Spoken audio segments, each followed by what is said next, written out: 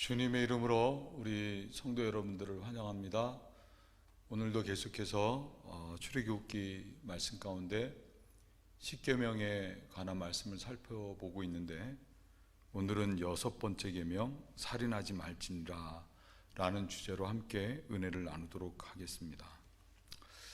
요즘은 세상이 얼마나 악한지 사람의 생명을 파리보다도 못하게 여겨서 이 미국 같은 경우는 총기 사고가 자주 일어나서 안타까운 생명들이 목숨을 잃는 그런 일들이 자주 일어나는 것을 보게 됩니다.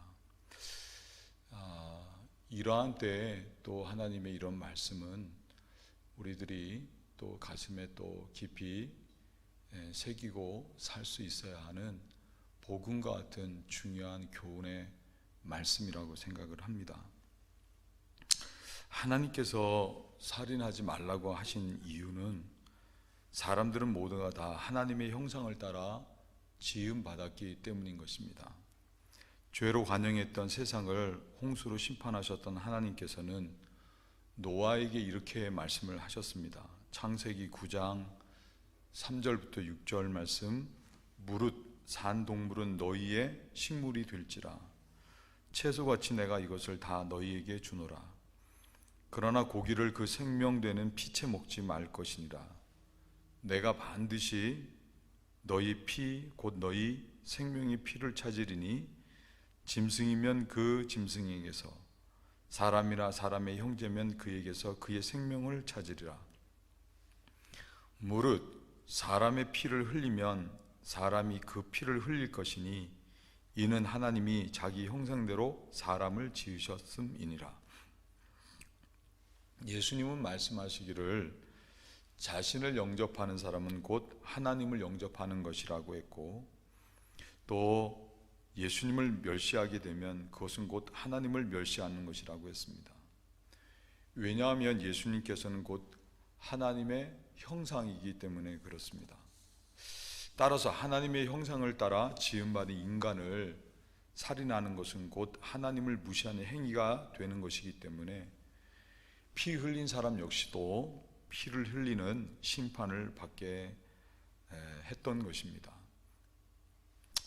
우리 가운데 이런 말씀을 들으면, 목사님, 누가 사람을 죽이나요? 그렇죠. 사람을 죽이는 일은, 그런 일을 우리는 하지는 않습니다. 그렇다고 하면 하나님께서 오늘 우리들에게 살인하지 말지니라 라고 하신 말씀은 어떤 의미가 있느냐 하는 것입니다. 첫째는 우리들은 생명을 존중하는 일을 최우선으로 할 수 있어야 한다는 말씀인 것입니다. 직접적으로 사람을 죽이는 일을 하지는 않지만 간접적인 살인이라는 것이 있습니다. 예를 들어 요즘 한국과 일본 사이에 이슈가 되고 있는 후쿠시마 원전수 방류가 그런 것입니다. 방사능에 오염된 원전수를 바다에 방류하게 되면 물고기들이 방사능에 오염이 되게 되고, 그런 생선을 먹는 사람 역시도 몸 안에서 방사능이 축적되어 해를 받을 수 있는 것입니다. 이런 것들이 곧 간접살인이라고 할 수 있습니다. 1989년 말에 한국에서는 우지파동이라는 것이 일어났는데, 우지파동은 라면 회사들이 라면을 튀길 때 미국에서 수입한 공업용 기름을 사용해서 면을 튀겼다고 해서 사회적 이슈가 됐던 사건이었습니다. 이런 것들이 문제가 된 이유는 사람의 목숨을 담보로 돈을 벌었기 때문이었습니다. 고춧가루도 한국 사람들 김치 많이 담가 먹는데, 고춧가루 빛을, 좋은 빛깔을 내기 위해서 가짜 화학약품이나 가짜 고춧가루를 섞는다든가, 재료비를 아끼기 위해서 불량품으로 음식을 만든다든가 하는 것들 모두가 간접살인이라고 할 수 있는 것입니다. 세상은 자기 이익을 위해서 얼마든지 이렇게 불법을 아무렇지도 행할 수 있지만, 우리 예수 믿는 사람들은 달라야 하는 것입니다. 김동호 목사님께서 높은 뜻 승의교회 담임 목회를 하실 때 교인 가운데 김천에서 설렁탕집을 하시는 오영란이란 분의 이야기를 말씀하신 적이 있습니다. 이분은 매 주일을 김천에서 서울까지 왕복하시면서 예배를 드리신 분이셨는데 늘 하시는 말씀이 설렁탕을 끓여도 예수님을 대접하는 마음으로 음식을 만드신다고 하셨습니다. 그 때문에 최고의 재료를 써서 설렁탕을 만드신다는 것입니다. 설렁탕은 무엇보다도 뼈에서 우러나오는 국물이 중요한데 당연히 좋은 재료를 사다 끓이시고 또 좋은 뼈는 한 10시간 정도 끓이면 뽀얀 국물이 나온다고 합니다. 그런데 어느 날 뼈가게 주인이 실수를 해서 좋지 못한 뼈가 온 것입니다. 10시간 정도 끓였음에도 불구하고 뽀얀 국물이 나오지 않고 누런 국물이 나오자 이야기를 했더니 뼈가게 주인이 좀 질이 떨어지는 뼈가 간 것 같다고 사과를 했습니다. 그렇지만 이미 시간이 많이 늦어져서 다른 뼈로 바꿔준다고 해도 다시 끓일 시간이 없었습니다. 그러자 뼈가게 주인이 오 집사님에게 미안해하면서 이런 말을 했다고 합니다. 오늘 하루만 커피 프림을 좀 타시지요. 그런데 오 집사님은 그렇게 하시지 않고 오늘은 재료가 나빠서 장사를 할 수 없습니다. 죄송합니다. 라는 문구를 가게 문에 붙여놓고는 그날은 아예 문을 닫으셨다고 합니다. 당장의 이익에 눈이 멀어 남이 해를 입든지 말든지 상관을 하지 않고 돈만 보고 비즈니스를 하는 경우들이 있는데 이분은 손님을 최고로 생각해서 최선을 다해 음식점을 경영했던 것입니다. 우리 그리스도인들의 삶은 이와 같이 세상 사람들과는 어디가 달라도 달라야 하는 것입니다. 예수 믿는 사람들은 영리가 목적이 아니라 살인하지 말라는 하나님의 말씀과 같이 생명을 중시하는 그런 비즈니스를 해야 하는 것이고, 그럴 때 그 비즈니스는 하나님이 기뻐하셔서 또 복을, 약속의 복을 부어 주시게 되는 것입니다.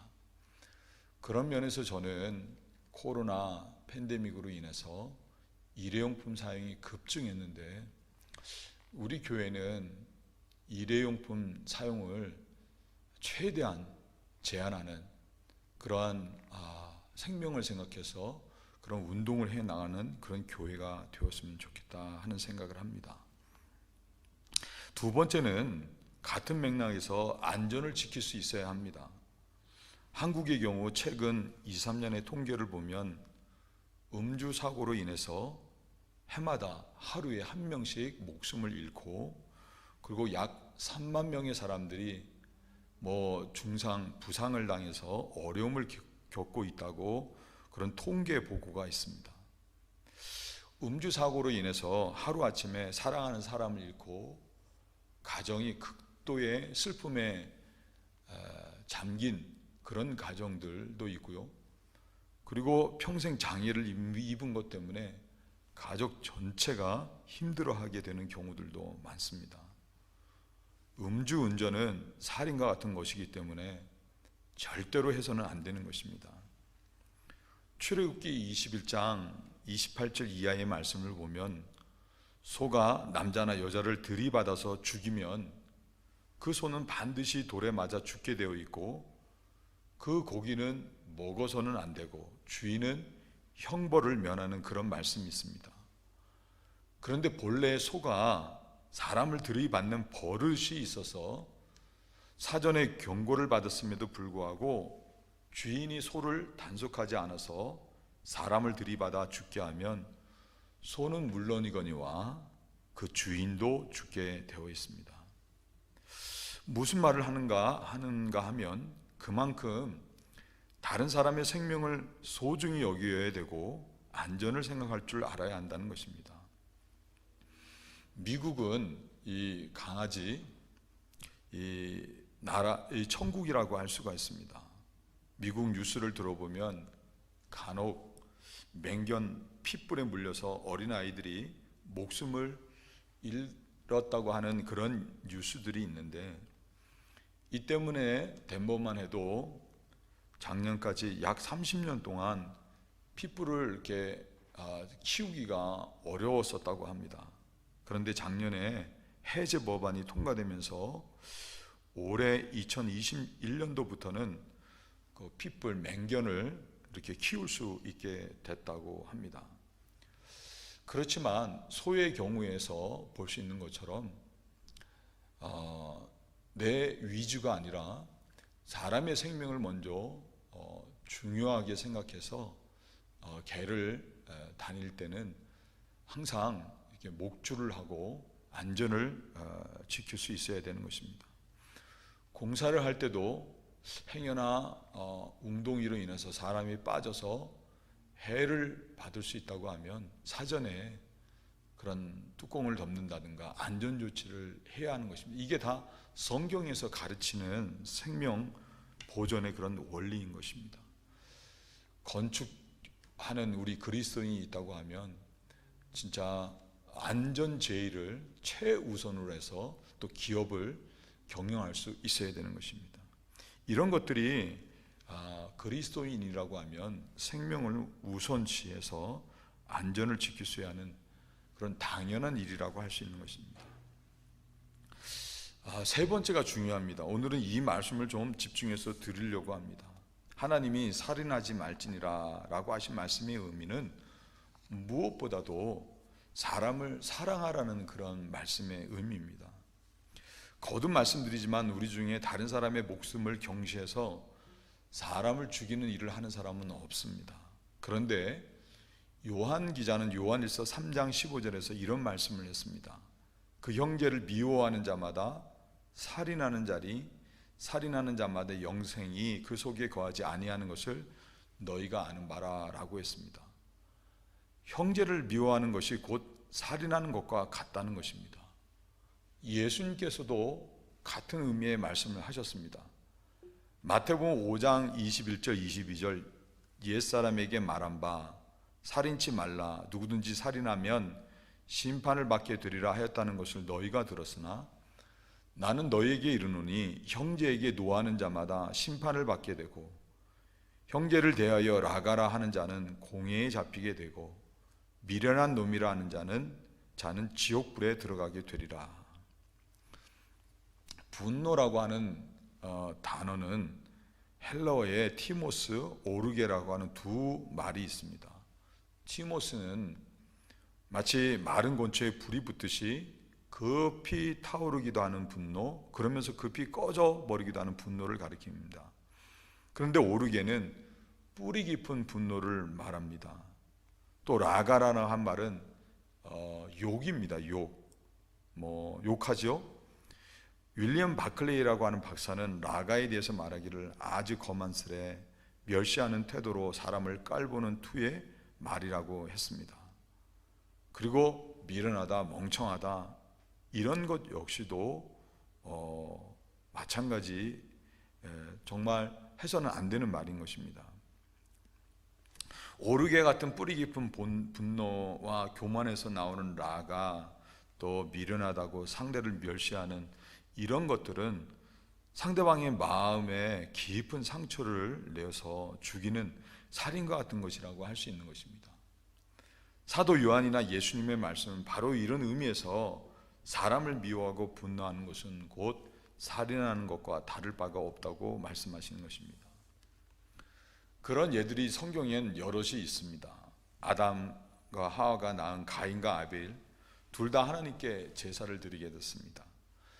가인은 농사하는 사람이었기 때문에 땅의 소산으로 하나님께 제사를 드렸고, 아벨은 양을 치는 자였기 때문에 양의 첫 새끼와 그 기름으로 하나님께 제사를 드렸습니다. 그랬을 때 하나님께서는 아벨의 제사는 받으셨지만 가인의 제사는 받지 않으셨습니다. 그 이유가 양을 잡아 양과 그 기름으로 제사를 드렸던 아벨같이 제사에는 반드시 내가 죽었다고 하는 희생이 담겨 있어야 하는데, 가인의 제사에는 그런 자아의 죽음, 희생이 없었기 때문이었습니다. 이 때문에 가인의 마음에 분이 있었습니다. 하나님은 이를 아시고 가인에게 경고하시기를 죄의 소원은 내게 있으나 너는 죄를 다스릴지니라 라고 하셨음에도 불구하고 가인은 동생을 향한 뿌리 깊은 분노로 인해서 결국 둘만 있을 때 아벨을 쳐 죽이게 된 것입니다. 이 때문에 가인은 아무리 땀을 흘려서 밭을 갈아도 얻을 수 있는 것이 아무것도 없는 그런 형벌과 그리고 평생을 유리하고 방황하는 평안이 없는 인생을 살게 됩니다. 가인이 동생을 죽이게 된 이유는 마음에 뿌리 박힌 동생에 대한 분이 있었기 때문이었던 것입니다. 하나님으로부터 버림을 받은 이스라엘의 초대왕 사울왕 역시도 마찬가지입니다. 다윗이 골리앗을 물리치자 다윗의 인기가 하늘을 찌를 듯이 높아졌습니다. 이 때문에 사울왕의 마음속에 시기심이 생기게 됐고 그때부터 사울은 다윗을 죽이려고 했습니다. 이후 그는 연애 가운데 갑자기 창을 들어 다윗을 향해 던지기도 했고 또 광야로 도망한 다윗을 잡기 위해서 군대를 동원해서 추격하기도 했습니다. 이 때문에 그는 미치기까지 했고 결국에는 블레셋과의 전쟁에서 부상을 당해 자기 스스로 최후를 맞는 안타까운 삶이 되고 말았습니다. 이 모든 이유가 아이러니하게도 마음의 분, 미움, 시기를 담고 있었기 때문에 일어난 일이었던 것입니다. 이는 비단 가인이나 사울왕만의 이야기가 아닌 것입니다. 오늘날에도 마음에 분이나 시기, 질투, 미움을 담고 있는 것 때문에 말로 또는 행동으로 사람에게 가해를 가해서 그것으로 인해 고통을 겪고 있는 사람들이 많습니다. 살인하지 말지니라 너무나 명쾌한 하나님의 명령이시죠. 이런 하나님의 명령 말씀은 결국에는 우리를 보호하고 우리로 하여금 복되게 하시고자 하는 복음과 같은 말씀 메시지라고 할 수 있습니다. 그렇다고 하면 우리는 사람을 미워해서 미움으로 인해 사람을 살인하는 그런 죄를 짓지 않고 또 분도 품지 않고 그러므로 생명 있는 삶 살 수 있는가 하는 것입니다. 첫 번째로는 나는 이미 예수 안에서 죽었다고 하는 믿음으로 사는 것이 참 중요합니다. 우리들이 예수님을 믿는다고 하는 것에는 몇 가지 중요한 의미가 있습니다. 첫째는 예수님께서 십자가에서 흘리신 보혈이 내 모든 죄를 깨끗이 하셨고 용서하셨다고 하는 것을 믿는 것입니다. 뿐만 아니라 또 한 가지 우리들이 예수님을 믿는다고 하는 것은 그렇게 십자가에서 내 죄를 용서하시기 위해 못 박혀 죽으신 예수님께서는 내 인생의 주인이 되신다는 것을 믿는 것입니다. 또 하나 중요한 것이 있습니다. 그것은 우리들이 예수님께서 우리의 짐을 지시고 십자가에 못 박혀 죽으셨을 때 나도 그런 예수님 안에서 나의 옛사람이 죽었다고 하는 것을 믿는 것입니다. 우리가 인생을 살다 보면 사람들로부터 상처를 입거나 아니면 손해를 보거나 또 아니면 너무나 잘해주고 선대해 있는데 배신을 당해서 분하고 원통한 일을 겪을 때가 있습니다. 그럴 때면 대부분의 사람들이 복수를 하고 싶어하고 또 그 사람이 잘 되지 않았을 때 잘 되지 않기를 망하기를 바라는 마음이 생길 수 있습니다. 우리가 신앙생활을 시작했다고 해서 그 즉시 우리 안에 혈기가 사라지고 화도 안 나고 사람들이 모두가 다 사랑스럽고 한 것이 아닙니다. 도리어 어느 때는 전과 달리 더 큰 도전으로 다가올 때가 있는 것입니다. 그런데 우리들이 알아야 할 것은 사단은 그런 우리의 마음을 이용해서 우리로 하여금 죄를 범하게 하고 결국에는 사망과 같은 고통을 당하게 한다는 것입니다. 우리는 세상에 되어지는 모든 일들이 다 영적인 일임을 알아야 합니다. 그럴 때 우리들이 이를 이길 수 있는 그 첫 번째 방법은 우리 마음이 이런저런 분이나 미움이 자리 잡으려 할 때마다 그런 내 자신은 이미 예수 안에서 죽었음을 믿어야 하는 것입니다. 우리는 누군가 나의 물건을 취하려고 하면 아닙니다, 그건 내 겁니다 라고 단호하게 이야기를 합니다. 또 누가 내 집에 허락 없이 들어오려고 하면 안 됩니다. 이는 내 집입니다. 당신이 우리 집에 내 허락 없이 들어오게 되면 나는 경찰을 부를 것입니다 라고 이야기하면서 적극적으로 방어하듯이, 사단이 우리 마음에 잘못된 생각을 집어넣어 주려고 할 때마다 우리는 그와 같은 자세를 가져야 되는 것입니다. 로마서 6장 11절 말씀 보면 이와 같이 너희도 너희 자신을 죄에 대하여 죽은 자로 여길지어다 라고 말씀을 했는데, 나 자신이 이미 예수 안에서 그에 반응했던 옛사람이 죽었음을 믿고 나는 이미 예수 안에서 죽었다, 더는 그런 분이나 시기가 내 마음에서 일할 수 없다, 역사할 수 없다 라고 담대하게 선언할 수 있어야 하는 것입니다. 그럴 때 사람을 미워하거나 사람을 향해 일어났던 분이 우리 마음속에서 사그라지는 것을 경험할 수 있는 것입니다. 둘째, 상대를 이해하고 용서하는 마음을 갖는 것이 중요합니다. 그리고 내가 직접 심판하려고 하는 것을 포기하고 모든 심판을 하나님께 맡겨드리는 것이 중요합니다. 여러분, 다윗을 생각해 보시기 바랍니다. 다윗이 한 일이라고는 이스라엘을 공격해온 블레셋 장수 골리앗을 물리치고 이스라엘을 위기에서 구원한 것밖에는 없습니다. 그럼에도 불구하고 사울 왕은 다윗의 인기가 높아지자 이를 시기해서 죽이려고 했던 것입니다. 한두 번 그런 것이 아닙니다. 창을 던져서 죽이려고 했고, 심지어는 군사들을 동원해서 끝까지 추격해서 다윗을 잡아 죽이려고 했던 것입니다. 다윗에게 있어서 사울은 정말 원수와도 같은 그런 존재인 것입니다. 얼마나 가슴 아픈 일이겠습니까? 그런데 그에게 기회가 찾아왔습니다. 사울은 다윗이 엔게디 황무지에 있다는 첩보를 받고는 직접 3,000명의 군사를 이끌고 와서 다윗을 잡으려고 추격을 했습니다. 그때 다윗은 양의 우리라는 뜻의 동굴 속에 부하들과 숨어 있었는데, 그때 마침 사울 왕이 발을 가리기 위해서 다윗이 있는 동굴 안으로 들어온 것입니다. 발을 가리우다라는 말의 원어를 보면 그 의미가 쉬다, 용변을 보다라는 뜻이 있습니다. 사울은 캄캄한 동굴 속을 아무런 생각 없이 용변을 보기 위해서 들어왔던 것입니다. 이를 다윗과 부하들이 빤히 바라보고 있을 때 한 신하가 다윗에게 이런 말을 했습니다. 하나님께서 장군님에게 사울을 죽일 수 있는 좋은 기회를 주셨습니다.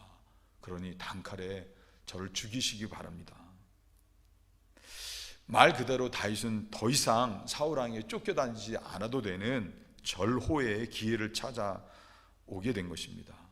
그렇지만 다윗은 사울 왕을 죽이지 않았습니다. 그는 가만히 사울의 옷자락을 베고 그가 살아서 나가도록 했습니다.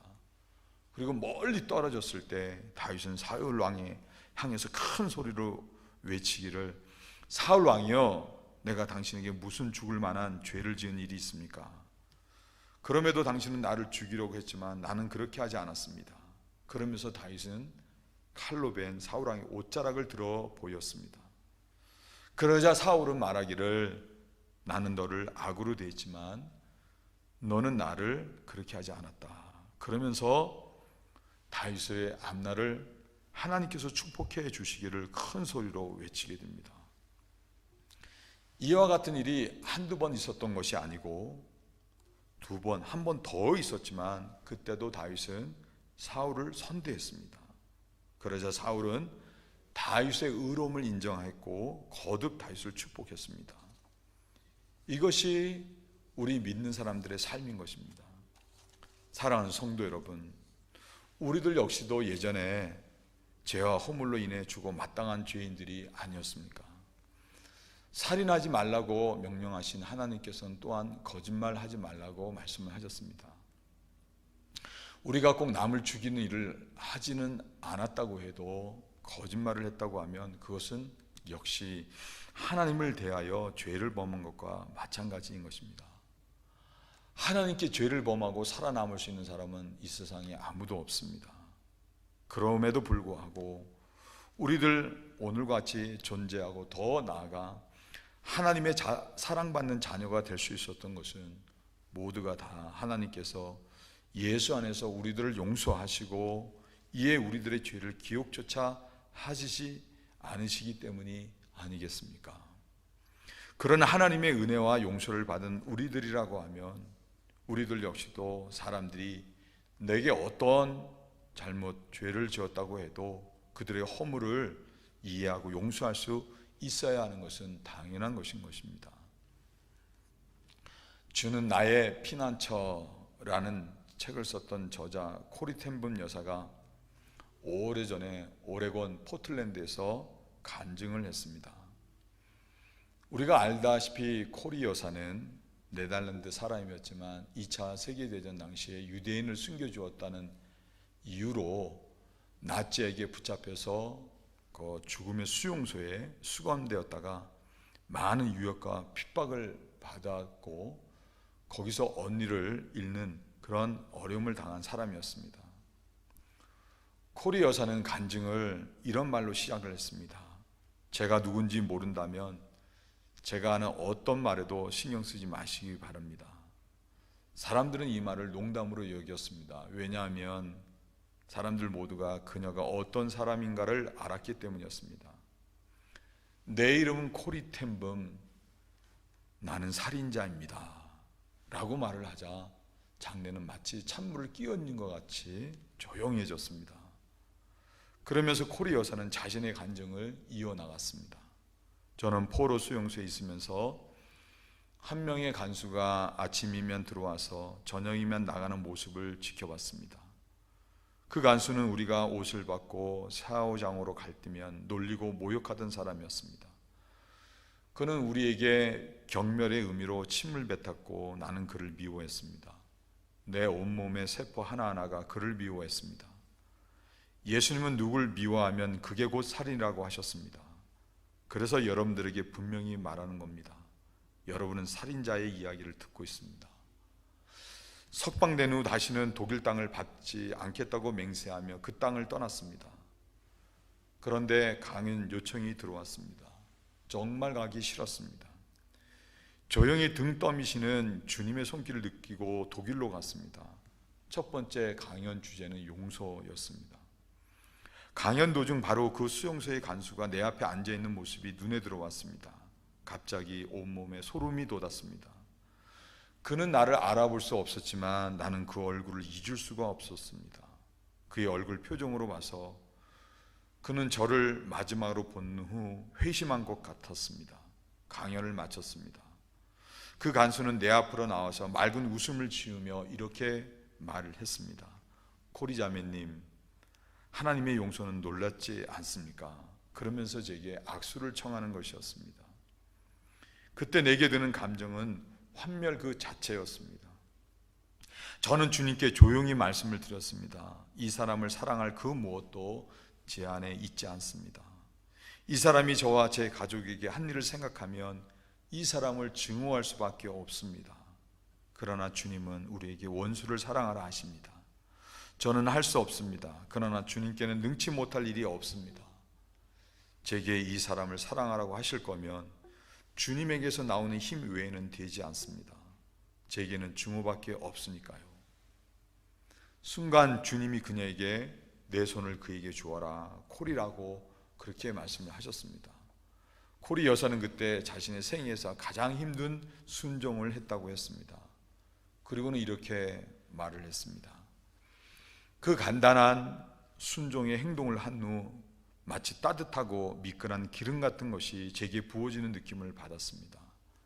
그리고 귓전을 생생히 울리는 듯한 음성이 들려왔습니다. 잘했다 코리, 내 자녀들은 그렇게 하는 거란다. 제 마음속의 미움은 눈 녹듯이 사라졌습니다. 그리고 한 살인자가 다른 살인자를 포옹했습니다. 그리스도의 사랑 안에서 말입니다. 불행의 끝은 바로 용서하는 것에 있습니다. 그것이 부모이든 자식이든 부부지간이든 다른 사람과 사람과의 관계이든 마음 깊은 곳에서부터 하나님이 나를 사랑해서 주 안에서 나를 용서하시고 모든 죄를 기억조차 하시지 않는 것 같이 용서하는 것에 생명이 있고 행복이 있는 것입니다. 또 한 가지, 우리들이 사람들을 미워하지 않고 분을 내지 않을 수 있는 것은 보다 적극적으로 사람을 사랑하는 것에 있습니다. 우리는 내게 상처를 주거나 힘들게 한 사람, 보기 싫은 사람을 만나게 되면 차라리 회피하기를 바랍니다. 그러면 보지 않으면 속이 편하다고 생각하는 것입니다. 그런데 진정으로 예수 안에서 보여주신 하나님의 용서와 그 은혜를 아는 사람은 그 사람을 다르게 생각을 하는 것입니다. 하나님이 나를 사랑하신 사랑을 기억하고 원수라도 사랑하게 되는 것입니다. 사도 바울은 로마서 12장 14절 21절에서 이렇게 말씀을 했습니다. 너희를 핍박하는 자를 축복하라. 축복하고 저주하지 말라. 즐거워하는 자들과 함께 즐거워하고 우는 자들로 함께 울라. 서로 마음을 같이하며 높은 데 마음을 두지 말고 도리어 낮은 데 처하며 스스로 지혜 있는 채 말라. 아무에게도 악으로 악을 갚지 말고 모든 사람 앞에서 선한 일을 도모하라. 할 수 있거든 너희로서는 모든 사람으로 더불어 평화하라. 내 사랑하는 자들아, 너희가 친히 원수를 갚지 말고 진노하심에 맡기라. 기록되었을 때 원수 갚는 것이 내게 있으니 내가 갚으리라. 주께서 말씀하시니라. 내 원수가 줄이거든 먹이고 목마르거든 마시우라. 그리함으로 내가 숯불을 그 머리에 쌓아 놓으리라. 악에게 지지 말고 선으로 악을 이기라. 숯불은 요란하지 않습니다. 그렇지만 진홍빛같이 붉고 또한 무척 뜨거워 무쇠라도 녹이는 것이 바로 숯불입니다. 예수님은 마치 숯불과 같은 사랑으로 제자들과 우리들을 사랑하셨습니다. 제자들은 예수님을 배반하고 다시 고기를 잡기 위해 갈릴리로 갔습니다. 그렇게 그들은 밤새 그물을 던졌지만 아무것도 잡은 것이 없었습니다. 그럴 때 제자들을 부활하신 예수님께서 찾아가셨습니다. 배 오른편으로 그물을 던지라. 제자들은 예수님의 말씀 그대로 그물을 배 오른편으로 던졌더니 153마리의 고기를 잡을 수 있게 됐습니다. 그 무렵 예수님께서는 숯불을 피워놓고 그 위에 떡과 생선을 구우셨습니다. 그리고는 밤새 고기를 잡느라 배가 고팠던 제자들을 향해서 와서 조반을 먹으라 하셨습니다. 예수님이 피워놓으신 숯불은 자신을 배반한 제자들까지도 가슴에 품으시고 사랑하시는 숯불과 같은 뜨거운 예수님의 사랑을 보여주신 것이었습니다. 이 사랑에 감동되었던 베드로는 예수님께서 요한의 아들 시몬아, 내가 다른 사람들보다 나를 더 사랑하느냐라고 물으셨을 때, 예 주님, 그렇습니다. 내가 주님을 사랑하는 줄 주님은 아십니다 라고 하면서 그 사랑에 응답했고, 그리고 마침내 그는 내 양을 먹이라 하신 예수님의 말씀 그대로 목숨을 다해서 주님을 사랑하고 십자가의 복음을 전해서 많은 영혼들을 하나님께로 돌아오게 하는 귀한 사역을 감당하게 됐습니다. 오늘 우리들이 이 자리에 있는 것 역시도 주님이 나를 그렇게 잔잔하면서도 쇠를 녹일 만한 뜨거운 사랑으로 나를 사랑하셨기 때문에 우리들 모두가 이 자리에 있는 것입니다. 예수님의 사랑을 받고 또 그 안에 거하는 구원받은 사람들이라고 하면 그 사람은 용서를 뛰어넘어서 더 나아가 기꺼이 예수님과 같은 사랑을 실천하는 사람이 될 수 있는 것입니다. 저는 직접 보지는 않았지만 힐링 캠프라는 프로그램이 있는데 그 프로를 보신 어떤 목사님이 이런 말씀을 하시는 것을 들었는데 저 역시도 절대적으로 공감을 합니다. 힐링 캠프라는 프로그램에 여러분들이 아실 수 있는 이지선이라고 하는 자매님이 출연을 했습니다. 이지선 자매님은 23살 되던 해 2000년에 그때는 이화여대 재학 중이었는데 타고 있던 차가 음주운전을 하는 차와 충돌하면서 화재가 발생하게 됐고 이 때문에 이지선 자매는 얼굴뿐만 아니라 온몸 전신에 화상을 입게 됐습니다. 눈, 코, 입만 빼고 몸 전체를 붕대로 싸맸는데 정말 고통스러웠던 것은 매일 아침마다 그 화상을 입은 그 몸, 그게 감염이 되지 않기 위해서 타버린 몸 전체를, 피부를 소독하는데 그때의 고통은 이루 말할 수 없이 고통스러웠다고 합니다. 얼굴 수술만 40번을 넘게 했고 피부가 조여드는 것 때문에 7개월 동안 눈을 감아보지 못했고 손을 제대로 펼 수 없었다고 했습니다. 그나마 목숨의 경각을 넘나드는 수술을 정말 수십 차례 하고야 지금의 모습이 될 수 있었다고 했습니다. 그 당시 힐링 캠프 프로그램의 호스트는 이경규 씨, 그리고 김재동 씨, 성유리 씨였다고 합니다. 이 세 사람이 지선자매에게 이런 질문을 했습니다. 여기 펜이 있는데 당신이 이 펜을 딱 잡는 순간에 사고 나기 전의 얼굴로 바뀐다고 하면 당신은 이것을 잡겠습니까? 제가 이렇게 사진을 올려드렸습니다만 여러분들이 보셔도 이 지선 자매님 그 전의 모습이 참 선하고 정말 미인이지 않습니까? 펜을 잡는 순간 사고 이전의 얼굴로 다시 돌아간다고 하면 펜을 잡겠느냐 하는 것입니다. 그럴 때 이지선 자매는 아무 주저 없이 잡지 않겠습니다 라고 대답을 했다고 합니다. 그러면서 말을 이어가기를 자신이 사고를 당한 이후 지금까지 수술을 받으면서 겪었던 여러 가지 고난을 이야기를 했습니다. 눈이 감겨지지 않고 입이 다물어지지 않고 손이 펴지지도 않고 소독할 때의 고통, 수술할 때의 고통, 피부가 당겨지는 고통, 이루 말할 수 없는 것들을 이야기한 것입니다. 그러면서 그녀가 말하기를 이런 많은 고난을 통해서 하나님이 내게 부어주신 은혜와 그 영광을 생각하면 나는 예전으로 돌아가고 싶지 않습니다 라고 한 것입니다. 여러분, 이 이야기는 이런 것입니다. 이 지선 자매나 우리들이 받은 은혜가 다르지 않은데 우리들이 주 안에서 받은 은혜를 실감하지 못해서 그렇지 지선 자매가 그런 경험을 통해서 받은 그 하나님의 은혜는 자신이 지금까지 겪은 고통과 결코 바꿀 수 없는 은혜라고 하는 것입니다. 그래서 기꺼이 잡지 않겠다고 했던 것입니다. 여러분, 예수님을 생각해 보시기 바랍니다. 예수님은 만약이라는 가정하에 옛날로 돌아갈 수 있는 기회를 얻으신 분이 아니셨습니다. 예수님께서는 하나님의 아들이셨고 뿐만 아니라 아무런 죄가 없으셨던 분이셨습니다. 그렇기 때문에 예수님께서는 만약이 아니라 얼마든지 하시고자 하시면 십자가가 없는 그 이전의 삶으로 돌아가실 수 있는 분이셨습니다. 그럼에도 불구하고 예수님께서는 펜을 잡지 않으셨습니다.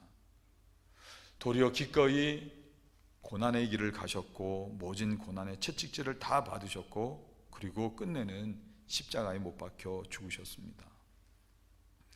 그 이유는 단 한 가지, 우리를 사랑하시기를 자신의 생명보다 자신의 죽음보다 우리를 더 사랑하셨기 때문인 것입니다. 우리들은 그 사랑으로 인해서 용서를 받았고 또 구원받은 사람이 됐고 더 나아가 하나님의 자녀로 입양되어서 하나님을 아바 아버지라 부르면서 그 사랑과 좋은 것들을 삶 가운데 누리며 사는 복된 사람이 되었던 것입니다. 찬송가 85장 9절을 생각만 해도 내 마음이 좋거든 주 얼굴 배울 때야 얼마나 좋으랴. 4절은 이렇습니다. 예수의 넓은 사랑을 어찌다 말하랴. 그 사랑 받은 사람만 그 사랑 알도다. 사랑의 구주 예수여 내 기쁨 되시고 이제와 또한 영원히 영광이 되소서. 우리들 모두는 주님의 사랑을 받아 그 사랑을 알기에 나는 할 수 없지만 그 사랑이 내 안에서 살아서 역사하시는 것 때문에 우리들도 원수를 미워하는 것이 아니라 그래서 살인하는 것이 아니라 원수라 할지라도 기꺼이 사랑하는 삶을 통해 하나님께 영광이 되고 복이 되는 삶을 사는 것입니다. 사랑하는 성도 여러분, 말씀을 정리합니다. 우리는 삶 가운데 뜻하지 않은 어려움을 당할 수도 있고 또 나를 힘들게 하는 사람들을 만날 수 있습니다. 그럼에도 우리들은 긍정의 생각을 할 수 있어야 하는 것입니다. 이스라엘에게 있어서 아수르, 바벨로니아라고 하는 나라들은 가시와 같은 존재였습니다. 그렇지만 그런 나라들의 가시가 이스라엘을 자꾸 찌른 것 때문에 이스라엘은 자기를 돌아볼 수 있었고 하나님께로 돌아올 수 있었던 것입니다. 우리들의 삶의 가시 역시도 때로는 우리들이 생각하는 그런 부정적인 면보다는 우리로 하여금 더욱 하나님을 찾게 하고 하나님을 의지하게 하는 일이 될 수 있는 것입니다. 그것은 마치 태풍이 바다를 정화하고 배로 하여금 더 앞으로 나가게 하는 것 같이 우리의 신앙을 성숙되게 하는 일이 될 수 있다는 것입니다. 또 한 가지, 성경 여러 곳에서 말씀하고 있지만 이 세상도 사람을 소중하게 여기게 되면 그 사람이 무엇을 하든지 성공하게 되는 것과 같이 하나님의 형상이 있는 사람들을 미워하거나 분을 바라거나 하는 것이 아니라 정말 오늘 우리가 받은 말씀 그런 것 같이 그 생명을 소중히 영하게 대하게 되면 그 사람 역시도 복된 일이 있는 것입니다. 다윗이 시글락에 거할 때 아말렉이 쳐들어서 모든 처자식 가축들을 끌어가고 성읍은 불태워져 버리게 됐습니다. 이 때문에 다윗과 부하들 모두가 절망했고 절망한 부하들은 다윗을 향해서 돌을 들어 치려고 했습니다. 그럴 때 다윗은 하나님을 바라보고 힘을 얻어 절망 가운데 있는 부하들을 추스려서 아말렉을 추격하게 됩니다. 그렇게 추격하던 중에 길에 버려진 한 사람을 만나게 됐습니다. 그는 아말렉 사람들이 병들어서 쓸모없다고 버린 사람이었는데 그는 그런 그를 데려다가 돌봐주고 회복되게 했습니다. 알고 봤더니 그는 아말렉이 어디에 숨어 있는지 아말렉의 은신처를 알고 있는 사람이었습니다. 다윗은 바로 이 버림받은 사람의 도움으로 말미암아 아말렉을 기습 공격해서 빼앗겼던 모든 처자식과 그리고 가축들, 그것만이 아니라 아말렉이 갖고 있던 모든 것들을 빼앗아 오게 됨으로써 도리어 전보다도 더 큰 기쁨을 누리게 됐습니다. 인간적인 지혜와 능력을 동원한다 해도 할 수 없었던 승리를 버림받은 한 사람을 소중하게 생각해서 생명을 살리고 사랑으로 돌본 것 때문에 이 놀라운 결과가 얻어지게 됐던 것입니다. 사랑하는 성도 여러분, 하나님께서는 살인하지 말지니라 했습니다. 모든 사람들은 다 하나님의 형상을 따라 지음받은 것입니다. 천하의 어느 것보다도 소중한 것이 바로 사람인 것입니다. 그러므로 여러분들도 사람의 생명과 영혼을 소중히 여기시는 분들이 되시기 바랍니다.